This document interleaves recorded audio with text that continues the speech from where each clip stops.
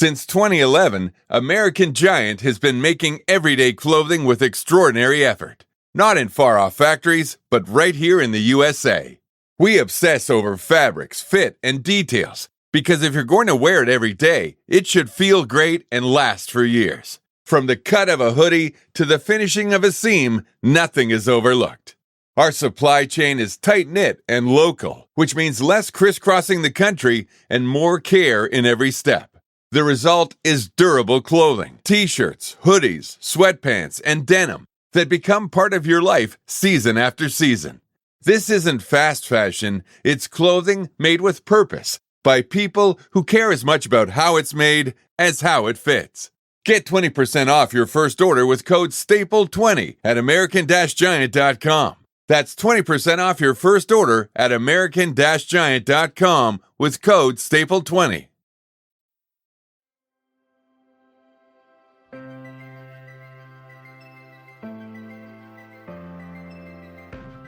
As a small business owner, have you ever felt overwhelmed by the pressure of choosing the right hire or leading a team?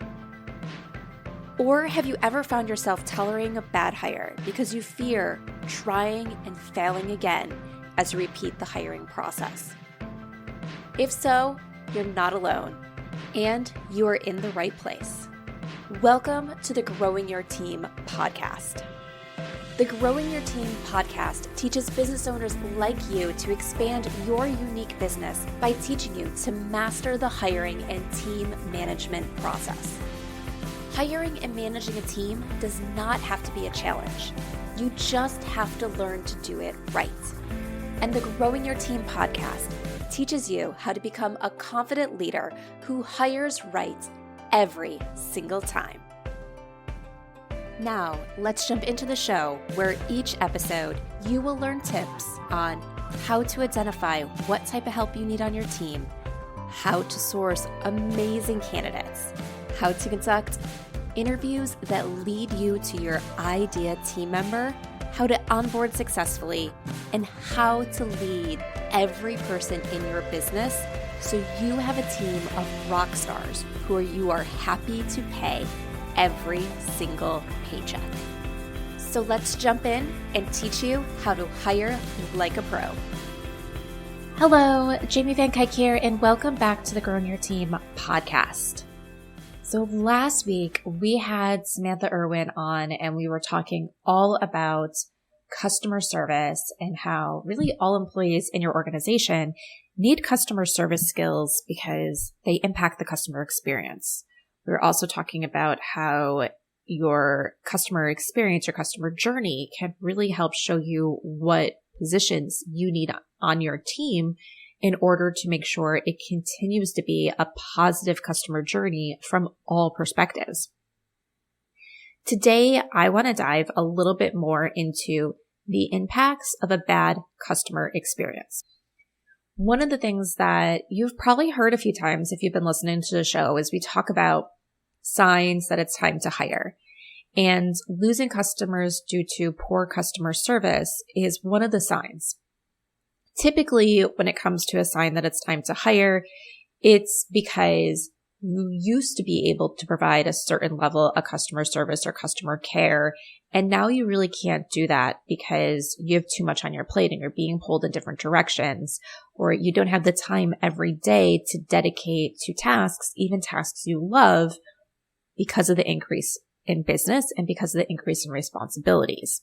And sometimes this pull in multiple directions could make it so even though someone who is really good at customer service and that customer communication becomes overwhelmed and becomes a little bit shorter. So you always want to keep an eye on the reason you're losing customers. And if it's customer service related, it's a sign that you either need to expand your team, or sometimes it's a sign that you have the wrong person in certain parts of your team. Or like we talked about last week, it could be a time that you need to give customer service training to specific team members because you have the right person in the right seat. They're just lacking a little bit of the skill. So today I'm going to share with you 3, hopefully quick, hopefully I'll be able to keep them short, examples of how poor customer service experiences impacted my decision to stay a customer of a company. So the first one that we're going to talk about is school. So as you probably know, I have 2 daughters and they go to private school. This year, so I am recording this actually right before it's going to go live. So we are end of August. My kids are now, this is their 3rd week back of school. They are starting at a new school this year. And the part of the biggest reason we switched schools was because of the customer service we were receiving at their old private school. I will say I am not a person that just complains. There was a point of contact at their school that I was talking to once about some of the issues that were coming up that I was experiencing. And one of the things he said to me is, I actually have good conversations with you, Jamie, when you bring up situations, because you're not a parent that just complains. You're a parent that actually has logic and reason behind what you're sharing.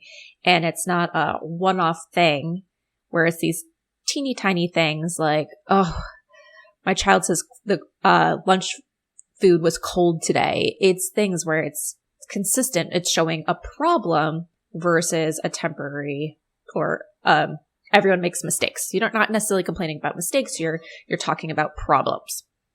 And so it was encouraged from this person to kind of address some of the issues that I had with people higher up in the school because they needed to be aware of it.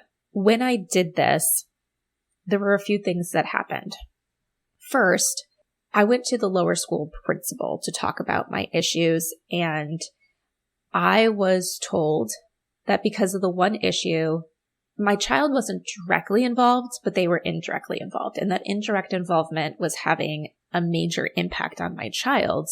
And I wanted to talk about what my child was experiencing and why this was concerning to me as a parent. I was pretty much told that says because my child was not involved in the issue directly, that I shouldn't even know that it's going on campus and that they weren't going to talk to me. And this was kind of like a big dismissal. It's like, whoa, I even admitted that my child wasn't directly involved. I never said I wanted to know more information about the incident itself because it involved other children and I know privacy things. There's certain things that can be shared and not shared. I made that clear in my initial contact that I didn't want to talk about that. I wanted to talk about my child and the impact this was having on my child because I also knew my child wasn't the only one that was having this indirect but significant impact because of this incident. And it was just that dismissal. It was that dismissal of me as a customer. I am seeing an issue. I want to discuss this issue and I get told too bad before there's ever a conversation. So I was kind of like, whoa, okay, let's see what else goes on. So here we are then months later, and I go to talk to the head of the entire school. And we're having a conversation about some things. And one of the things that really rubbed me the wrong way was when they told me that my concern couldn't be that big of a concern because of the fact that they had just received a $100,000 donation. And it was just one of those things. It's like, wait, just because this part of your business is doing well, so this arm that's reaching out to current families and past families and people in the community for donations, just because they're doing well doesn't mean something else isn't going wrong in your customer experience.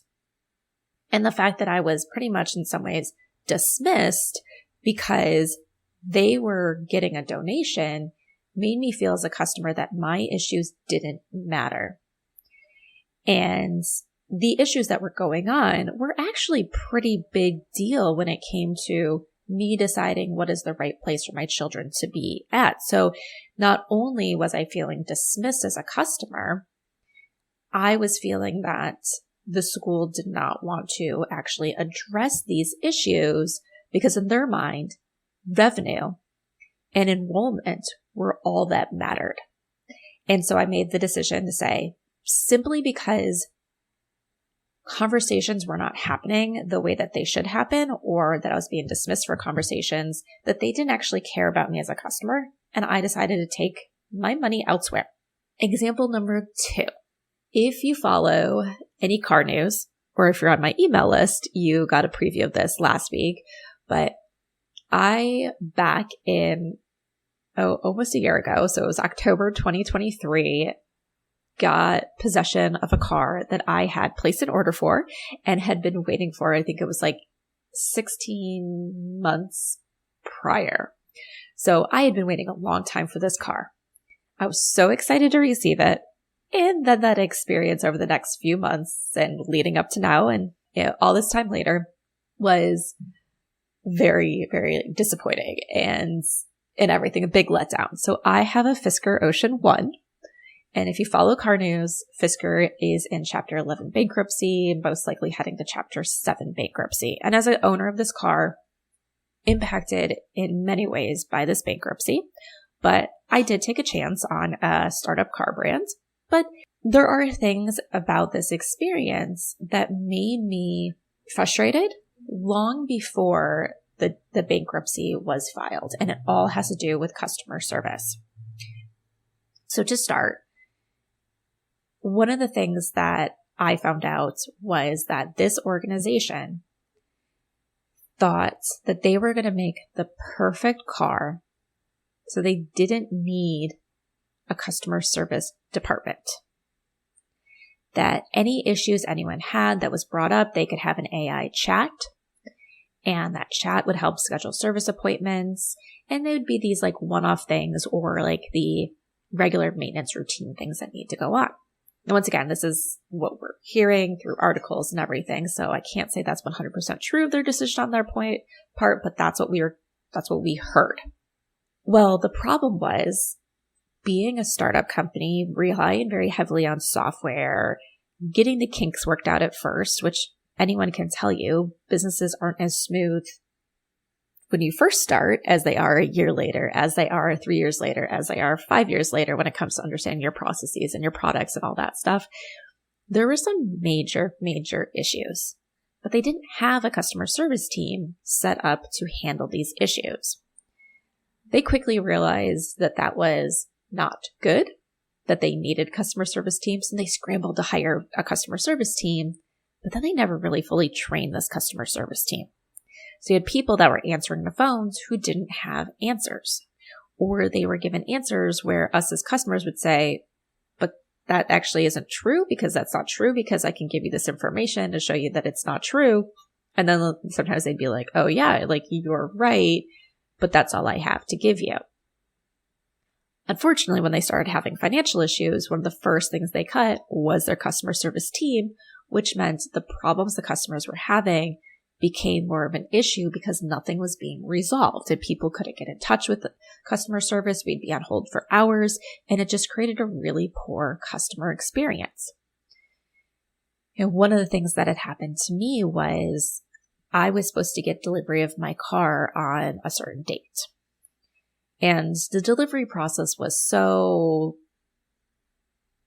comical in a lot of ways that people had showed you, here's a way where you can go into the code on a website. You can pull this number and you can get actually your tracking number for your car. You can go to this other website for the company that's actually delivering the cars, and you can actually see where your car is and get a more accurate delivery date time than Fisker's giving you.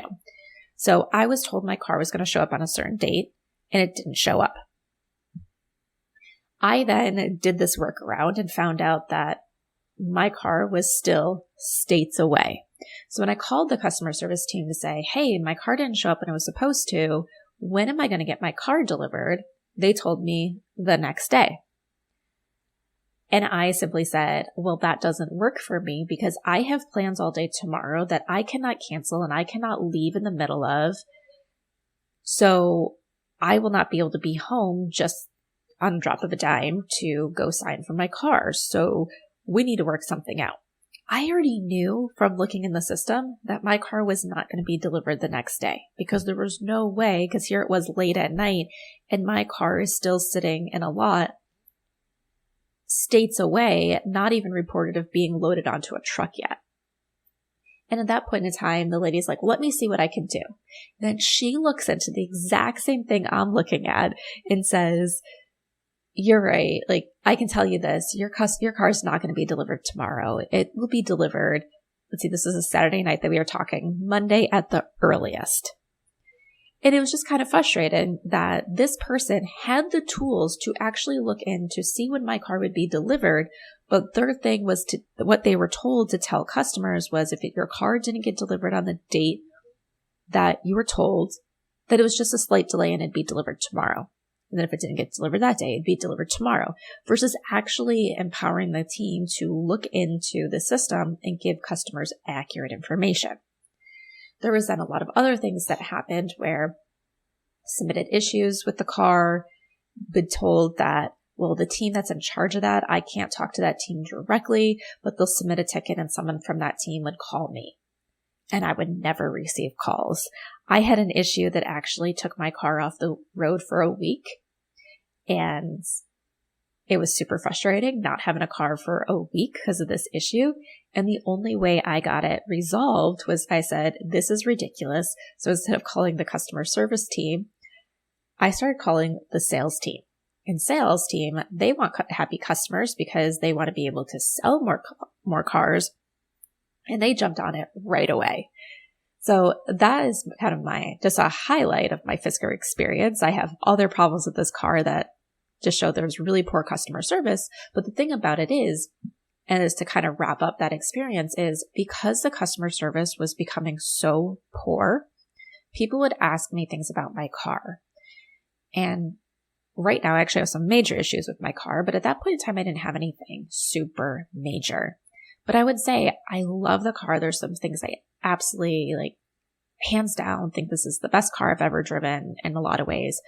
But then there's other ways where the company and the car is just not there yet. I said some of it's going to be coming out in software. So I have all faith from a person that uses software sometimes when it's in that beta version. I know some things is just kind of that minimal viable product and things get better over time. But I said the number one thing is they need to get their customer service in line. And I honestly cannot tell someone to go buy this car and spend all this money on this car when the customer service is so subpar. And I don't think anyone I was talking to was actually in the market for going and buying a car right then and there. So I don't think I actually stopped sales, but I know I wasn't the only person that was sharing that feedback of this company needs to get their customer service in line before I can recommend the car to anybody else. So their customer service actually, I think, made it so they were having a harder time selling the inventory that they had, which made it so their finances were really tight, which eventually led them to bankruptcy.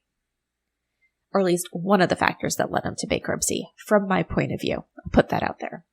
All right.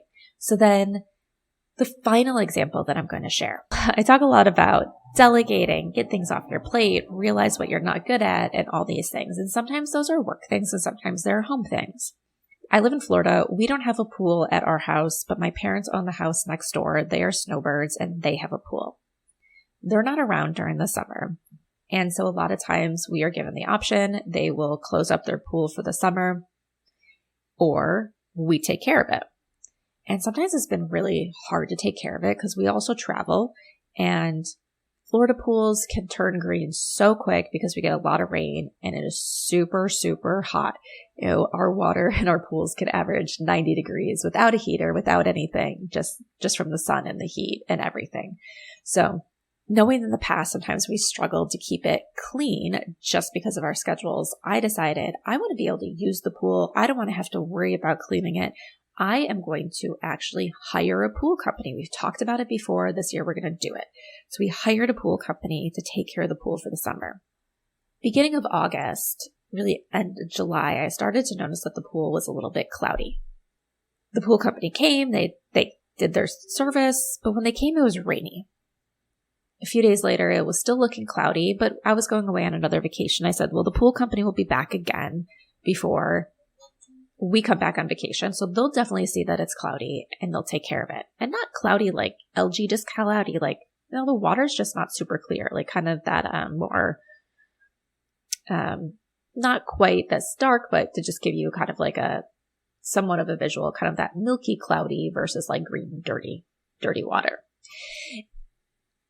Came back from vacation, more problems, talked to the guy when they came. I said, hey, the pool's looking cloudy. And the guy looked at me like I had no idea what I was talking about. Like he visually couldn't see what I was talking about. And then he kind of looked at the pool and he goes, I guess I'll put some more chlorine in it. So he put some extra chlorine in it. The pool got worse. And one thing I know is that if you put too much chlorine in a pool, the chlorine bonds to each other and the cloudiness will sometimes come from too much chlorine. And then you have to do some things to kind of clarify it, break up those chlorine particles and everything. And I'm sure there's probably a lot more detailed chemistry things of what's going on, but that's kind of like the high level thing. The chlorine bonds to each other and that's what makes the water cloudy. So I call up the company and kind of express that I'm a little frustrated because it's now been weeks that my pool is cloudy. They hadn't taken care of it. They hadn't resolved the problem in the last few weeks. I talked to the guy. He said he was doing something. It actually made the problem worse. The guy that I was talking to, who was the owner of the company, started to argue with me about things. First off, telling me that I wasn't telling the truth. And I'm just like, wait, I'm literally looking at my pool and I have pictures because the kids have been in the pool and doing things and wanting pictures taken and taken videos from like the last few weeks. So I've dated pictures. And then he started going off on these other things and all this stuff where it's like, I just kept trying to say, it's like, but you're not listening to me of what my problem is. And the owner got really heated, swore at me and hung up the phone. So needless to say, like, we're no longer a customer of that pool company. But my biggest thing was, as a customer, I was trying to explain what the problem was that was making me upset. And at this point in time, it was the pool is cloudy. We can go in circles about why it's cloudy and why it's still cloudy and all that. But at the end of the day, I just want to know what the solution is so my pool will no longer be cloudy. Because that's what I'm hiring for. I'm hiring this company to take care of my pool and make sure the pool's water is crystal clear at all times. So to me, if it's cloudy, something is off and they're supposed to be resolving these types of issues. This is what they're hired for. But he just wanted to talk about how potentially I was lying or that it was my fault that it was cloudy versus trying to acknowledge the issue that was actually at hand, what I was upset about, and how to resolve it. So, I believe he really had poor customer service skills because once again, there was no focus on resolution. There was only trying to focus on getting his company away from the blame. And he even said, I'm talking to this guy on the phone that this owner, hadn't been to my house in a few weeks, that one of his other team members had been taking care of it. So he didn't even know or been able to witness himself what was going on. He just wanted to not, I don't know what he was wanting at that point in time, but he was just getting angry that I was saying that my pool wasn't up to par and didn't want to talk through it. So, but even before he got really frustrated and hung up on me, like there was a part of me that was just sitting there and saying, as a customer, I don't want to work for a company that when there's an issue, I get yelled at. When there's an issue, people don't listen to me about what is the issue and what it is that I want as a resolution. And the thing about it is, we are all humans. There are going to be mistakes in our work. There is going to be clients that we think we put 100% of the right effort in, and then we find out that, oh, I made a mistake, or I misheard something. So I did all this work going down this path when they actually needed me to go down this other path. Or we implemented this marketing thing and we thought it was going to be great.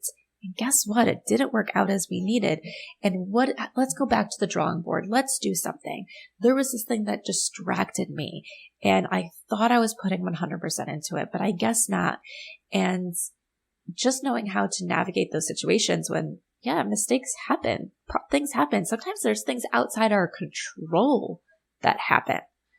But it's how we handle the situations. It's how we talk through with things with our customers. Is the customer service that we give that can make or break our company. that can make customers our forever customers because they forgive us and they understand we're humans and make mistakes, or make them very vocal in their communities and everything about their poor experience. So customer service is super, super important. And like we talked about last week on the podcast with Samantha, and kind of like I shared here, and only one of these examples was part of the problem an actual customer service team. So someone who actually has customer service in their title. The other things were a lot of leaders, people in charge, people at the top of the hierarchy. So we need to make sure as leaders too that our customer service skills are on point, because we have the ability to make or break the customer experience. And that is even true as our businesses continue to grow. So for the school example, they have a lot of people in that organization. They have teachers that are fantastic, and we're really sad to be moving away from them, and people that work with us and work with our kids on a daily basis. But those aren't the only people in charge of making sure we have a good experience. It is everybody that we interact with throughout our customer journey that makes or breaks our experience. So we need to make sure that everybody has proper customer service training. We need to make sure that everybody knows how to handle an issue when it comes up that makes the customer feel heard and supported. And let me tell you something. Feeling heard and supported doesn't mean giving a customer a full discount. Doesn't mean doing something that's going to cost you financially. It doesn't mean that the customer gets exactly, what they want or what they're looking for when that conversation is entered. It means coming up with a solution that works. Sometimes it's even just listening to the person of what they want, because customers aren't always looking for, give me the stars, the moon, and the sky. It's acknowledge that something went wrong and let's figure out a way together on how to fix it or at least mitigate it. So customer service is important, and you as the business owner, the leader of your organization, are leading the ship here. How you treat your customers is going to set the tone for your organization, and it's going to make or break your business, because not one of us can run a business without a customer, because without a customer, there is no revenue, right? So our customers might all look different. Some of us have businesses as customers. Some of us have and consumers as customers. Some of us even have the government as the customer, the person that's paying us money and critiquing our work. All cases, we need to make sure that people are happy, because it's what's going to keep us in business. So if you haven't listened to the episode with Samantha yet, go and do that. And if you feel like customer service is something that you're lacking, if you're quick to get angry, if you kind of blow off your customers, if you're, go take Samantha's customer service training. I'm telling you, it will make a huge difference in the outcome with your customers, from the littlest interaction to big issues. So go take that training, go listen to that podcast, and make sure your customer service is on point by you and every one of your team members. And that wraps up this episode of the Growing Your Team podcast. Thank you so much for listening. Be sure to follow or subscribe to the podcast so you don't miss new episodes. And if your favorite podcast app has the ability, leave a review and let us know what you love about the show. As you wait for the next episode, be sure to follow Growing Your Team on Instagram at Growing Your Team, or head on over to growingyourteam.com to access more resources and learn how growing your team can support you as you master the art of hiring.